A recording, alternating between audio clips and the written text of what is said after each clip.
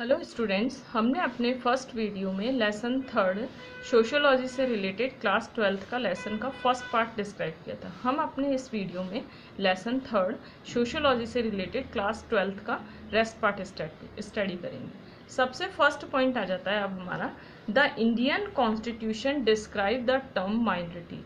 Indian constitution में minority के term को डिस्क्राइब किया गया है। Described in the section 23rd and the 30 Indian constitution के सेक्शन 23rd और 30th जो सेक्शन है उसमें माइनॉरिटीज टर्म को डिस्क्राइब किया गया है। फ्रॉम और आर्टिकल है हमारा 350A टू 350B। आर्टिकल है 350A टू 350B। इन जो आर्टिकल्स हैं और सेक्शंस हैं 23 और 30 सेक्शन और आर्टिकल है 350A और 350B, इसमें माइनॉरिटीज टर्म को डिस्क्राइब किया है इंडियन कॉन्स्टिट्यूशन में। अब हमारा आ जाता है नेशनल माइनॉरिटीज कमीशन कब पास हुआ था। एक्ट हुआ था 1982 में। नेशनल माइनॉरिटी कमीशन एक्ट पास हुआ था 1982 में। अब हमारा नेक्स्ट पॉइंट आ जाता है the development work of minority under the union and the state. जो भी माइनॉरिटीज कम्युनिटी का डेवलपमेंट वर्क किया जाता है वो यूनियन और स्टेट गवर्नमेंट करती है। The centre and the state government to protect the interest of the minority. Centre और स्टेट गवर्नमेंट प्रोटेक्ट करती है माइनॉरिटीज के इंटरेस्ट को। नेक्स्ट हमारा आ जाता है the problem of discrimination against minority, find out the measures to remove. सबसे पहले ये आइडेंटिफाई करना है कि माइनॉरिटीज को कौन कौन सी प्रॉब्लम्स हो रही, जो हमारी माइनॉरिटीज हैं, जो कास्ट हैं। माइनॉरिटीज का मतलब क्या है? सबसे पहले माइनॉरिटीज और मेजोरिटी का मतलब क्या होता है? हमारी कंट्री में जो ज़्यादा संख्या में है, जो ज़्यादा नंबर्स में रिलीजन कास्ट हैं उन्हें मेजोरिटी, और जो कम है रिलीजन कास्ट वगैरह जो भी हैं वो माइनॉरिटीज़ में है, लेस हैं। अब हमारा आ जाता है सबसे पहले माइनॉरिटीज़ को प्रॉब्लम को सर्च करना और किस किस तरीके से उनके साथ डिस्क्रिमिनेशन होता है इसे फाइंड आउट करना, फिर उनकी सारी प्रॉब्लम्स को सॉल्व करना। नेक्स्ट हमारा पॉइंट आ जाता है prepare from time to time and special report from any problem. Minority को जो भी प्रॉब्लम हो रही है, माइनॉरिटीज जो कम्युनिटी है उससे रिलेटेड जो भी प्रॉब्लम अरोज हो रही है उस प्रॉब्लम को सर्च करना और उससे प्रॉब्लम को सॉल्व करना। अब हमारा आ जाता है prime minister 15 program. Prime minister 15 program most important point है। Prime minister 15 program for minority welfare. सबसे पहले prime minister 15 program minority welfare से रिलेटेड है, जो कब पास हुआ था? 2006 जून 2006 में पास हुआ था। इसका मेन ऑब्जेक्ट क्या है बेटा? सबसे पहले हमारा आ जाता है promote opportunity in the field of education. Education के फील्ड में अपॉर्चुनिटी ज़्यादा से ज़्यादा पर्सनस को, माइनॉरिटीज पर्सन को अपॉर्चुनिटीज़ प्रोवाइड करना। Equitable shares of minorities in economic activities and employment through current and the new scheme। Government new schemes बना रही है, करंट स्कीम्स बना रही है। उन स्कीम्स में माइनॉरिटीज़ को बराबर, अपर क्लास के बराबर, अपर क्लास के इक्वल इकोनॉमिक एक्टिविटी में या फिर सोशल एक्टिविटी में, एम्प्लॉयमेंट एक्टिविटी में बराबर का कंट्रीब्यूशन दिया जाए। इट मीन सभी पर्सन को इक्वल माना जाए, चाहे वो माइनॉरिटीज़ में हो चाहे मेजोरिटी में हो। फिर है हमारा प्रिवेंशन। प्रिवेंशन का मतलब होता है रोकना। Prevention and the control of the communal violence and the hostility.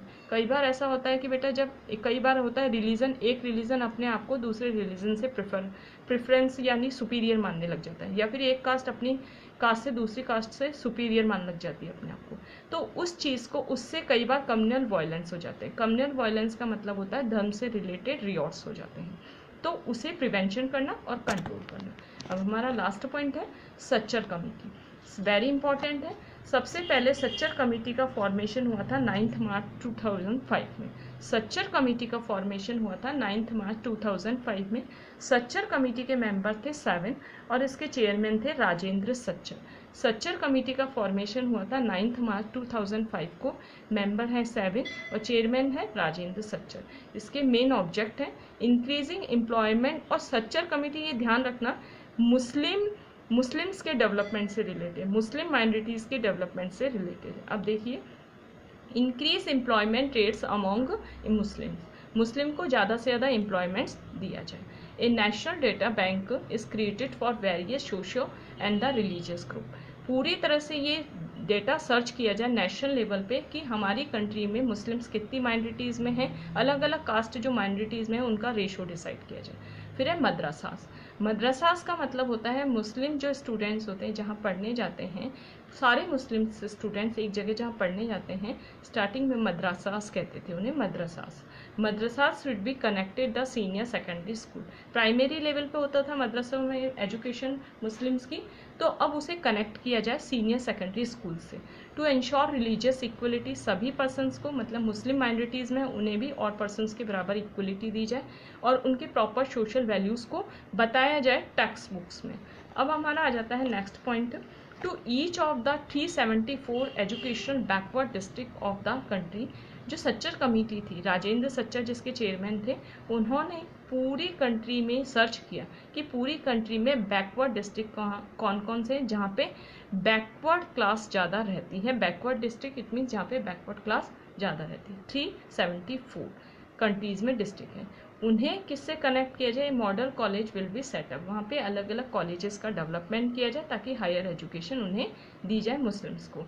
फिर हमारा आ जाता है provision of the priority of the university grants commission in the setting up of female hostel in 2 areas and where minorities specially Muslims. अलग अलग areas में females के development के लिए, फीमेल एम्पावरमेंट या वुमेन एम्पावरमेंट के डेवलपमेंट के लिए, जो स्पेशली वुमेन्स मुस्लिम्स हैं उनके डेवलपमेंट के लिए अलग अलग हॉस्टल्स खोले जाएं अलग अलग एरियाज़ में, और स्कूल्स खोले जाएं और कॉलेजेस खोले जाएं। बेटा सच्चर कमेटी के बारे में सबसे फर्स्ट इंपॉर्टेंट पॉइंट है, सच्चर कमेटी मुस्लिम्स के डेवलपमेंट से रिलेटेड थी, मुस्लिम माइनॉरिटीज़ के डेवलपमेंट से रिलेटेड थी, और इसमें राजेंद्र सच्चर ने इसकी चेयरमैनशिप की थी। फिर हमारा नेक्स्ट पॉइंट आ जाता है PWD। PWD का मतलब क्या होता है? PWD is defined as a person. PWD में वो पर्सन्स आते हैं who is suffering from a minimum 40% of any disability, ठीक है, जिनमें डिसेबिलिटी होती है 40%, इट मीन्स हैंडीकैप्स होते हैं, जो 40% हैंडीकैप्स होते हैं और जिन्हें सर्टिफाइड बाय मेडिकल अथॉरिटी, जिन्हें सर्टिफाइड किया जाता है मेडिकल अथॉरिटीज़ के थ्रू। PWD में वो पर्सन आते हैं जो 40% डिसेबल होते हैं और जिन्हें मेडिकल अथॉरिटी के बेस पे ये सर्टिफाइड किया जाता है कि 40% डिसेबल्ड है। स्टूडेंट्स, मैंने आपको ये लेसन फर्स्ट अपने सेकंड वीडियो में फिनिश कर दिया है, लेसन 3rd सोशियोलॉजी से रिलेटेड क्लास 12th का।